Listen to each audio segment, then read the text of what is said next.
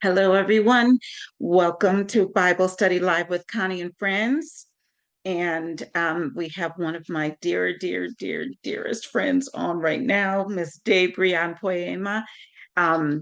You'll see her in a moment, but we're going to get started with tonight's Bible study. I'm moving everything out of the way, clearing my area here. So we are in April, which is crazy, but we're in April, the fourth month of the year.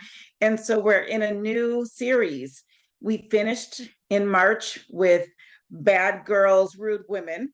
We finished that up with the worst women in the Bible, was last Thursday. And now we are in our new theme, which is Good Girls, Kind Women. Good Girls, Kind Women, the ones I really want to talk about. Although I learned some new things last month, I will tell you, I learned some stuff. So anyway, tonight, as I prayed about who we were to talk about, here's what I was given. Tonight, we're talking about women who saved babies, and we're actually going to start with one that we talked about last time. I'm going to start with her, even though I could go back a little bit further. I am going to go back a little bit further. But hi, Gina. Welcome. Welcome. We're talking about good girls, kind women. And tonight, we're talking about women who saved babies. We're going to start with Jehosheba, who we talked about last time, but we were really focused on her sister-in-law. Is that right? Yeah. We were focused on her sister-in-law, who was one of the worst women. But we're talking about women who save babies, and we're going to start with her before we go backwards and talk about these names, y'all. I'm trying, okay? Get some help on these names. But we're going to talk about Jehosheba first, and then we're going to go backwards and talk about Jochebed and Miriam. And then we're going to end with Mary. So women who save babies, who help save babies, who save babies. So go this time. Last time we read out of 2 Kings 11. So since we read that account last time, we're going to read the account of 2 Chronicles this time. I just referenced it last time, but now we'll read that account because last time we were reading out of the other one. So let's go to 2 Chronicles chapter 22. And we're going to start with verse 10. And then we're going to keep going into chapter 23 and read there a bit. So we're just going to keep going, but I'll let you know when we're switching chapters. So 2 Chronicles chapter 22, verse 10. When Athaliah, the mother of Ahaziah, I like Ahaziah better.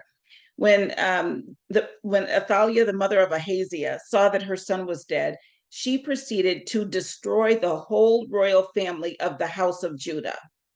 But Jehosheba, we'll call her, the daughter of King Jehoram, took Joash, son of Ahaziah, and stole him away from among the royal princes who were about to be murdered, and put him and his nurse in a bedroom. Because Jehosheba, the daughter of King Jehoram, and wife of the priest Jehoiada,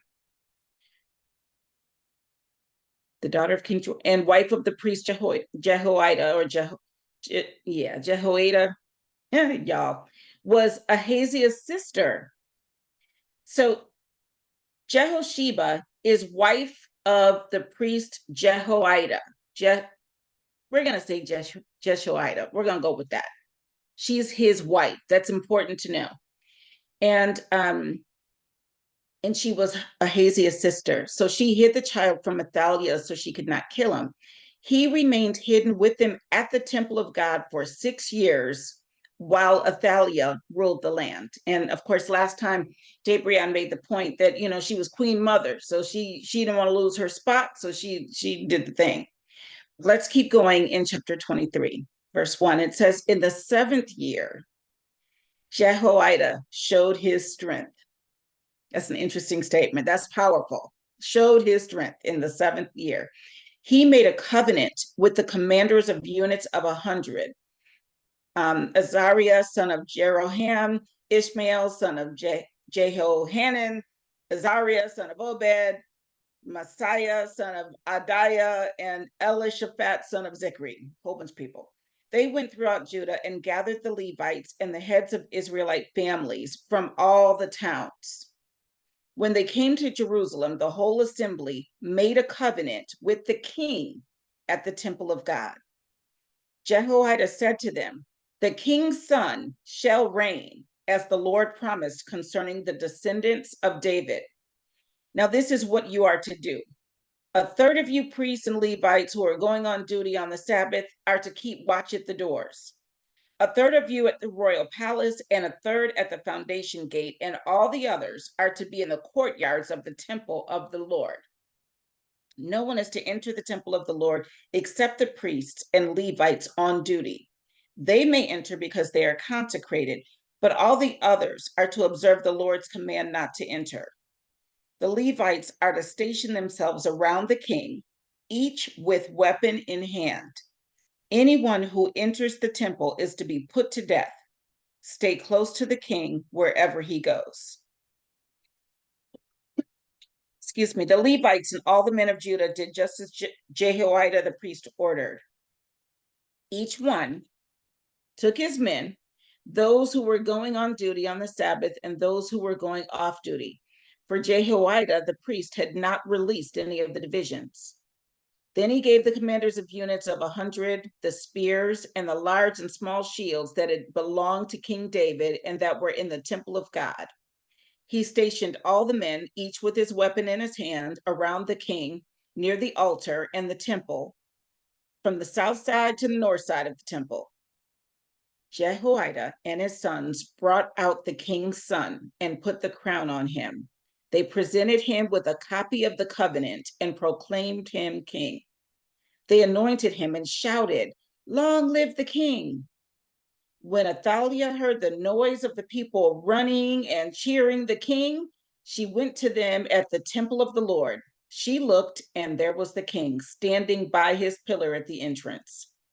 The officers and the trumpeters were beside the king, and all the people of the land were rejoicing and blowing trumpets, and musicians with their instruments were leading the praises. Then Athaliah tore her robes and shouted, "Treason, treason!" Jehoiada the priest sent out the commanders of units of 100 who were in charge of the troops and said to them, "Bring her out between the ranks and put to the sword anyone who follows her." For the priest had said, "Do not put her to death at the temple of the Lord." So they seized her as she reached the entrance of the horse gate on the palace grounds, and there they put her to death. Jehoiada then made a covenant that he, the people, and the king would be the Lord's people. All the people went to the temple of Baal and tore it down. They smashed the altars and idols and killed Matan, the priest of Baal, in front of the altars. Then Jehoiada placed the oversight of the temple of the Lord in the hands of the Levitical priests, to whom David had made assignments in the temple, to present the burnt offerings of the Lord as written in the law of Moses, with rejoicing and singing, as David had ordered. He also stationed gatekeepers at the gates of the Lord's temple, so that no one who was in any way unclean might enter. He took with him the commanders of the hundreds, the nobles, the rulers of the people, and all the people of the land, and brought the king down from the temple of the Lord. They went into the palace through the upper gate and seated the king on the royal throne. All the people of the land rejoiced, and the city was calm, because Athaliah had been slain with the sword. And just this verse in first two verses of chapter 24. Joash was 7 years old when he became king, and he reigned in Jerusalem 40 years. His mother's name was Zibiah. She was from Beersheba. Joash did what was right in the eyes of the Lord all the years of Jehoiada the priest. So I wanted to mention Zibiah as well, because Zibiah and Jehosheba were obviously working together to protect and to hide and to save basically Joash. So I want to also mention Zibiah, who I wouldn't have known her name but for this. And so it's interesting that Jehosheba, Joash's aunt, and his mother worked together to hide him. And what I found most interesting, the ones we're talking about tonight, because when you start talking about people who saved babies and hid the babies away, look who you're talking about. You're talking about Joash, who some don't know him, but he became king, as we just saw, and reigned for 40 years, and did what was right in the eyes of the Lord. All the years of Jehoiada the priest, later we found out he didn't do so good. He did some stuff, but at this point he did good. But my point is, the next one we're going to talk about is Moses. And the final one we're going to talk about is Jesus. And you think about these moms, these aunts, these sisters hiding these baby boys, hiding these babies who were ultimately going to become something amazing, not just a little thing. This is a huge thing that we should notice them. And there's one, I want to write down Zibiah's name so I don't forget it. But I also want to mention one other thing at the very end. One second so I don't forget. All right, so now we're going to read about Moses. So now we're reading about Jochebed and Miriam, and we had the honor of hearing Gina do a whole story, a whole lesson on Miriam. She was doing last year, she did about siblings, and she talked about Miriam, and she talked about this in particular. So go to Exodus chapter 2, and we're gonna, yeah, like, wait, where am I? Yeah. We're going to talk about the birth of Moses. We're just going to read Exodus 2, 1 through 10, and then I'm going to show you something in another chapter that you should see. So 1 through 10 of Exodus chapter 2. Now a man of the tribe of Levi married a Levite woman. We know her name, which we're going to see in another chapter, but it doesn't say it right here. And she became pregnant and gave birth to a son. When she saw that he was a fine child, she hid him for 3 months. But when she could hide him no longer, she got a papyrus basket for him and coated it with tar and pitch. Then she placed the child in it and put it among the reeds along the bank of the Nile. His sister, Miriam, doesn't say her name here, but we know that that's who it is. His sister stood at a distance to see what would happen to him. Then Pharaoh's daughter went down to the Nile to bathe, and her attendants were walking along the riverbank. She saw the basket among the reeds and sent her female slave to get it. She opened it and saw the baby. He was crying, and she felt sorry for him. This is one of the Hebrew babies, she said. Then his sister asked Pharaoh's daughter, so look at this. Look at her scheming, doing it, Miriam, do it. Shall I go and get one of the Hebrew women to nurse the baby for you? Like, I can, let me help you out since you're going to keep this baby. Get somebody who can nurse that child for you. Yes, go, she answered. So the girl went and got the baby's mother. Pharaoh's daughter said to her, take this baby and nurse him for me, and I will pay you.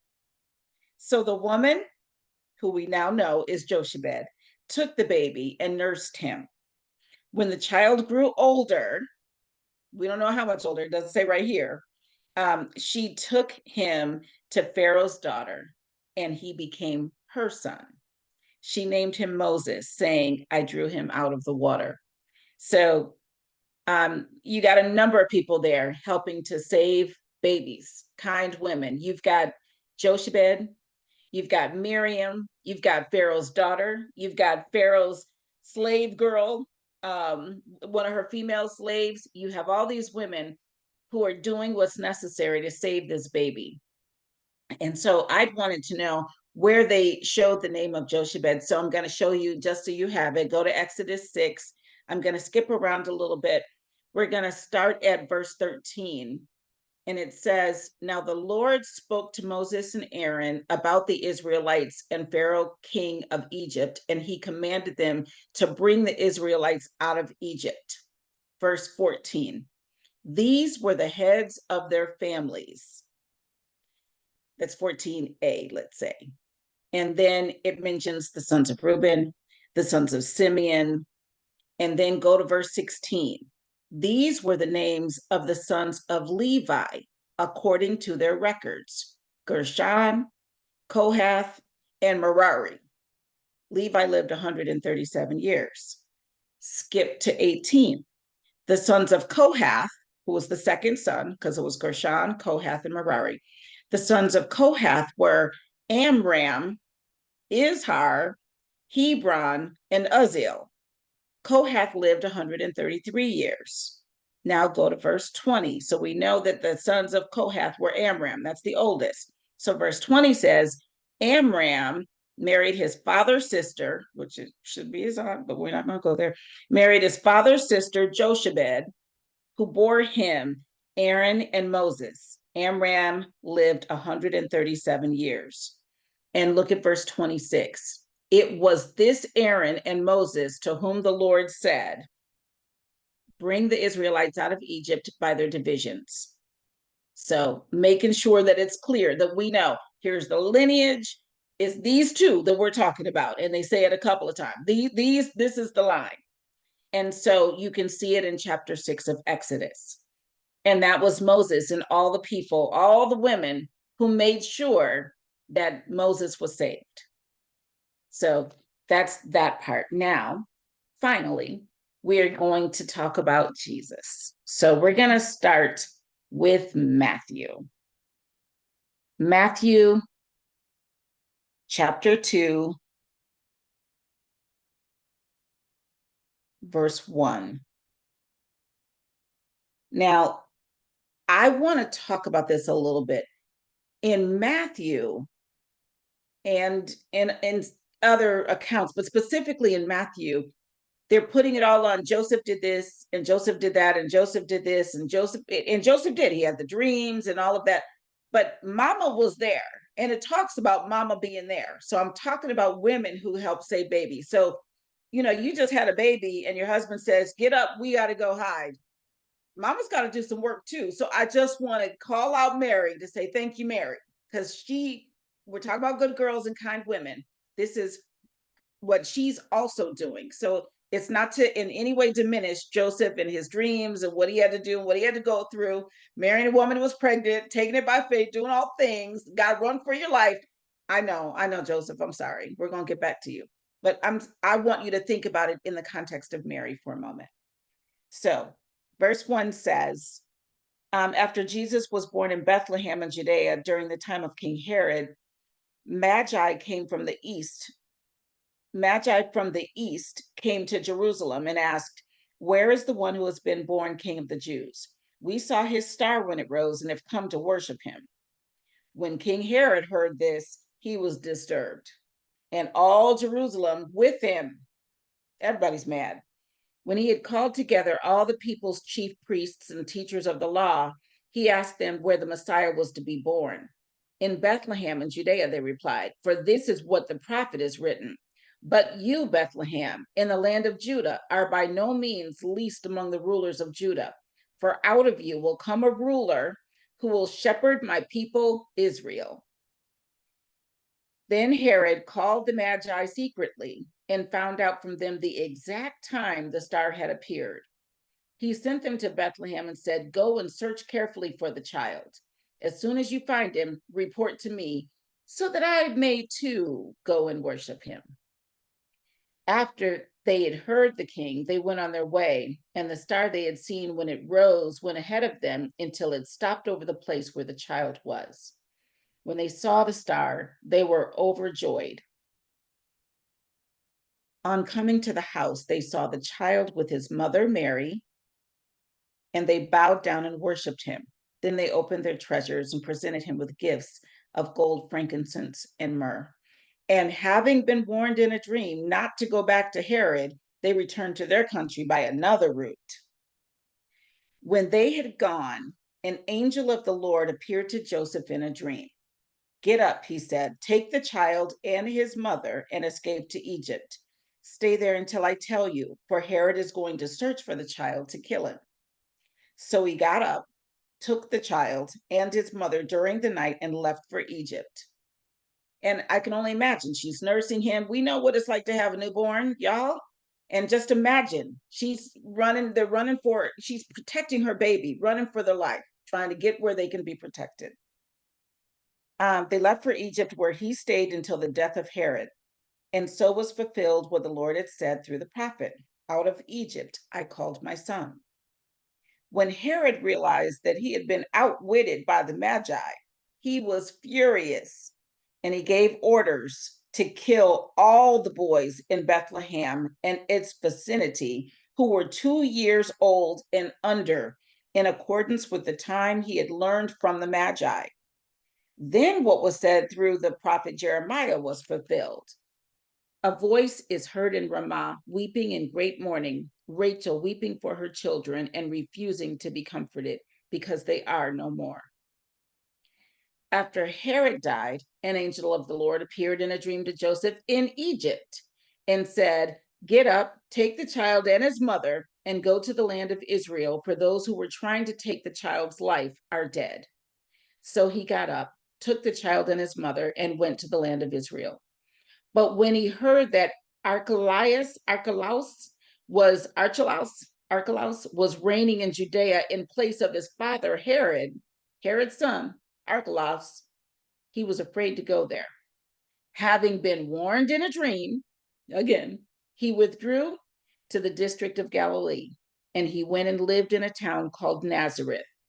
So was fulfilled what was said through the prophets, that he would be called a Nazarene. Now, go to Luke chapter 1. And so that really told Joseph's story and how he's doing all the protection and he's getting all the dreams. He's taking his wife and his, the mother of the child and the child, no names, just the mother and the child. But if you look at chapter 1 of Luke in verse 26, this becomes Mary's story. In the 6th month of Elizabeth's pregnancy, God sent the angel Gabriel to Nazareth, a town in Galilee, to a virgin pledged to be married to a man named Joseph, a descendant of David. The virgin's name was Mary. The angel went to her and said, "Greetings, you who are highly favored, the Lord is with you." Mary was greatly troubled at his words and wondered what kind of greeting this might be. But the angel said to her, "Do not be afraid, Mary. You have found favor with God. You will conceive and give birth to a son, and you are to call him Jesus. He will be great and will be called the Son of the Most High. The Lord God will give him the throne of his father David, and he will reign over Jacob's descendants forever. His kingdom will never end." "How will this be?" Mary asked the angel, "since I am a virgin?" The angel answered, "The Holy Spirit will come on you, and the power of the Most High will overshadow you. So the Holy One to be born will be called the Son of God. Even Elizabeth, your relative, is going to have a child in her old age, and she who was said to be unable to conceive is in her 6th month. For no word from God will ever fail." Oh, I love that line. That's verse 37, y'all. "For no word from God will ever fail." "I am your Lord's servant," Mary answered. "May your word to me be fulfilled." Then the angel left her. And, again, it takes a village. So you have Mary. She's been visited by this angel. She goes to her relative, Elizabeth. And then we see that Elizabeth, as soon as she comes in, if you look at verse 41, when Elizabeth heard Mary's greeting, the baby leaped in her womb, and Elizabeth was filled with the Holy Spirit. In a loud voice, she exclaimed, "Blessed are you among women, and blessed is the child you will bear." And that's verses 41 and 42. And just knowing Elizabeth was part of the story. She's part of the origin story. She's part of encouraging the Virgin Mary to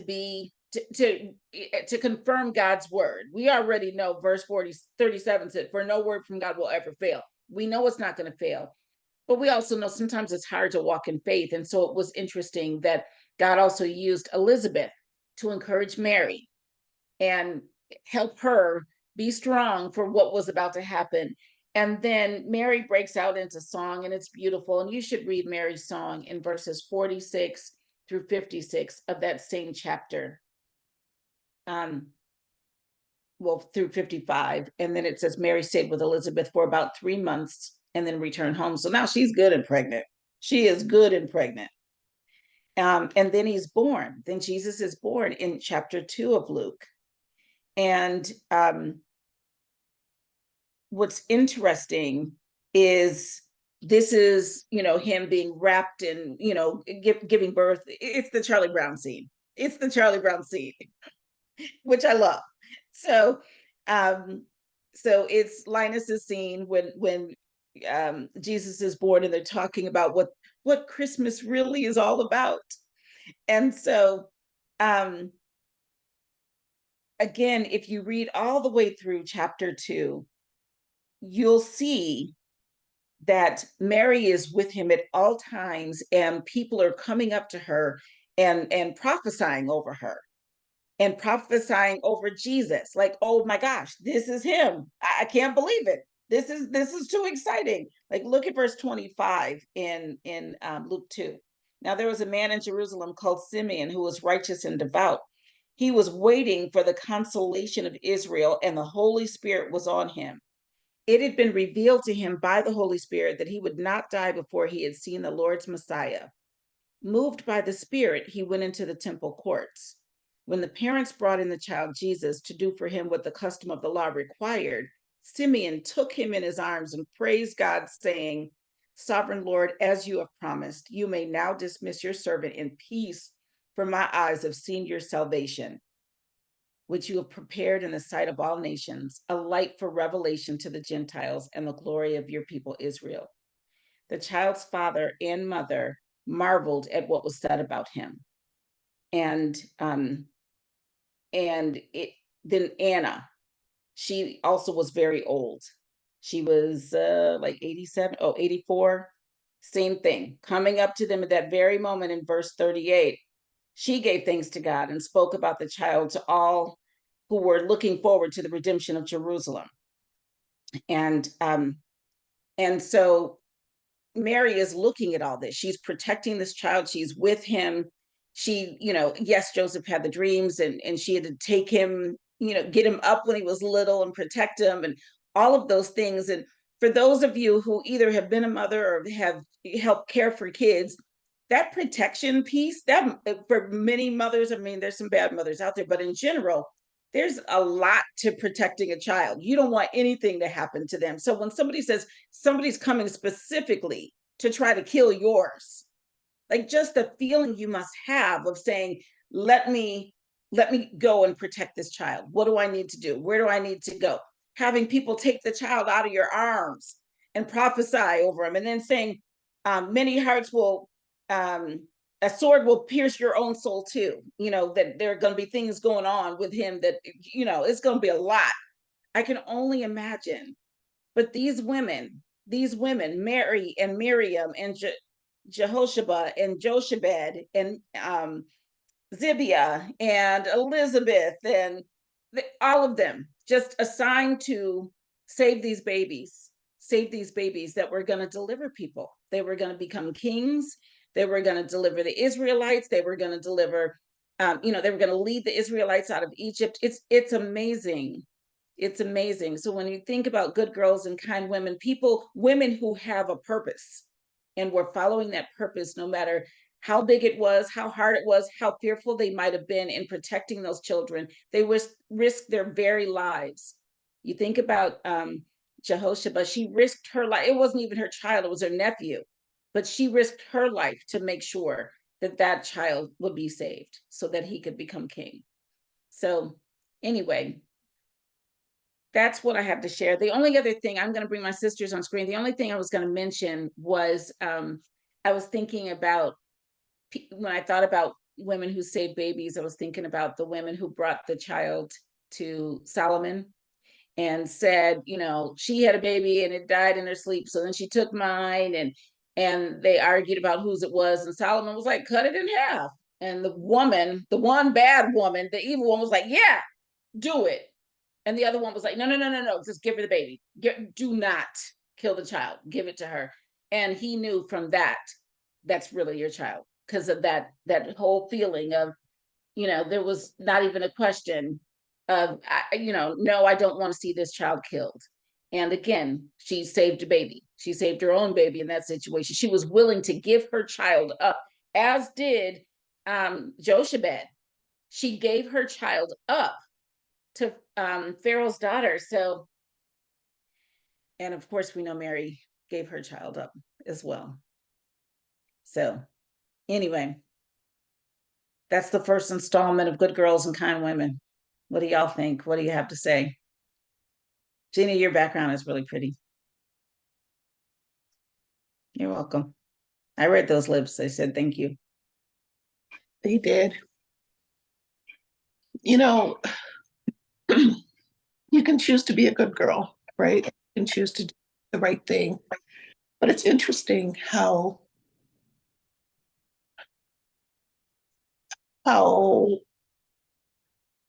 when you hear about a woman sacrificing for her child, when you hear about a woman going the extra mile, you kind of feel like, well, yeah, that's what we do. That's what women do. You know what I mean? Like it's that sacrifice, that impulse to give your own life for your child is inbred for most of us. You know, there are women who I don't, yeah, but Drive their kids off a cliff because they want a boyfriend. right, or women, you hear about women who left their child in the playpen and went on vacation. It's like so, but they're the aberration, right? Like they're in the news because that is so unusual, and it's interesting. It's interesting how God built women, and I think I told you the story about the guy whose family was, or I think his mom was in a burning house, and the firemen had come out of the house, and he was overcome with the smoke, and he was laying on the ground coughing. And as he was laying there, a man ran past him to go back in the house, yelling, my mom, my mom. And he grabbed the guy's ankle. And when he did, the guy stomped on his hand. And then he ran up to the house and then turned back around. Like, he got those flames. And later, the fireman's chief told him, don't ever stop a man trying to run into a burning house. They will get to those flames and they will turn around. If a woman tries to run into a burning house, you have to stop her. She will run into those flames. So, it's just interesting to me that, unless there's something wrong with us, unless we're broken, that part of being a good girl is just inherent. Yeah, innate. It is. Unless we're broken. You're right. Unless we're broken. And that doesn't surprise me. I remember there was a firefighter who worked at he went to Zoe of Los Angeles, and I knew him, and he said the cry of a mother who lost her child, he said it sounds the same. There's a cry that they make that sounds the same, that if you hear that, the mother just lost her child. And he said there's nothing like it. It pierced his soul, and he knew that sound. And I can imagine. And you're right, it's how God built us. We'll do whatever's necessary.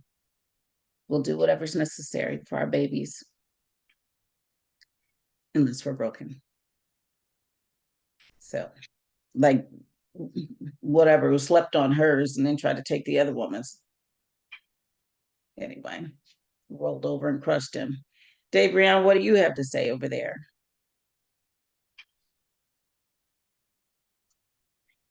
I was just hi. I was just going back and forth and looking at the different scriptures. One of the things that struck me was the fact that when you were focusing on Mary and talking about Simeon, as well as Anna prophesying over Jesus, that Simeon specifically speaks to Mary, that he doesn't speak to Joseph, he's speaking to Mary.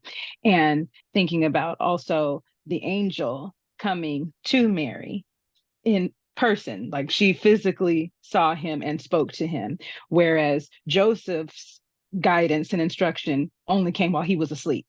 He never had a face-to-face encounter giving him instruction. All of his instruction came while he was asleep. And so I just thought that was interesting that's how the Lord chose, to do it, was that he spoke to him in dreams, but to Mary, everything was spoken to her by a physical presence, be it an angel or a person, to confirm. This is using Elizabeth as well, using what's his name, John, in her belly, to confirm who you have inside of you is the Messiah. That it was, the confirmations were all no. So Mary, because you're the one who has to bring this baby forward. And I mean, not, and again, like you said, not to, take away from Joseph's role, because he had to do it. He had to protect them. But the fact that she was carrying, and that's the so powerful to me. It's like, yes, Joseph was the protector, but there was a different level of protection and nurturing that had to go forth for her as she carried him and continued to be with him as he grew, and training him up to prepare him, knowing what was coming, because it had been spoken from the very beginning, for her to know all along that her baby was going to die. Yeah.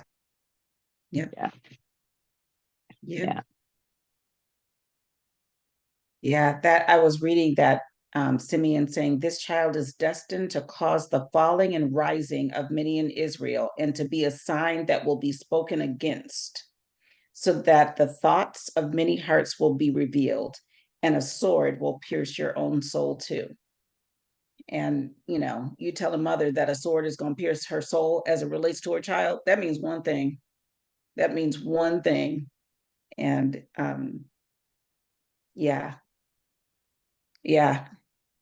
And you're right, Gina. It is a choice. It's a choice to be good. I think that mother heart on a healthy person is there. Like, it's how we're built. But even people I know who are generally kind and good, I've seen them be selfish. I've seen them, I'm not done. I want to still live my best life. I'm not ready to just settle down and be a mom. I'm going to give my child over to the grandparents, so they can do the thing. And we've seen that as well. And these aren't those who are looking to do the handoff, or, get the sitter, or these were built differently. They just built differently, not messing around and denying themselves, even thinking about Jochebed and how to save my baby, I have to give my baby up. But even what she did, and Miriam watching that, and if you haven't seen that day, I think you were traveling at that time, but Gina did such a great message about the siblings. And when she talked about Miriam being that big sister, looking out for him like that, Jochebed taught her what that looked like, that kind of selfless love. Like, she taught Miriam what that looked like. And then Miriam, and then Wise too. So, oh, did you need somebody to nurse the child? I think I have somebody in mind. I got you. I got you. Here's a woman who could do it. And just took him right back to the mama. Oh, I love that so much. And she got paid. That's my favorite part. Right. She was the first woman, like domestic, goddess to get paid for her work. That's what I'm talking about.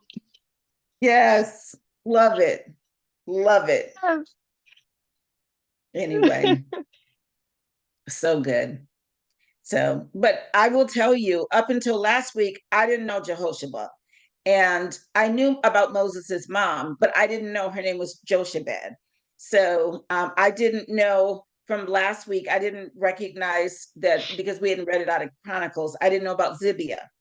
And so I love that I'm also learning the names of these women, because we do hear about typically the same ones over and over and over again. We don't hear about Jochebed or Jehosheba. We don't normally read about them. And so when I looked up, good women in the Bible, some of the people I was like, that's not good. And then I started reading the description and it said, although they weren't really good, although they did so and so, we still have to list them. It's like, don't.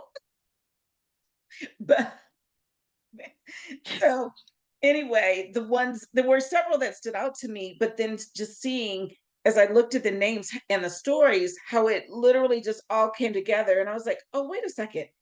These are women who all saved their babies. They all saved babies, either their own or somebody else's. And it was one of those moments of, okay, got it. That's what you want me to talk about. Women who save babies. So anyway, anything else you ladies want to add before I sign off? No? Okay. Well, thank you, Facebook, for being with us. I hope this has inspired you too. And if you still have your mom around, go give her a hug. Go give her a hug and tell her thank you. I wish mine was still around so I could do that, but I'm hoping she can hear us talking about her right now. And but yeah, those mamas who are all about saving their babies, give them some kudos, those good mamas. So bye, Facebook. I'll see you next week.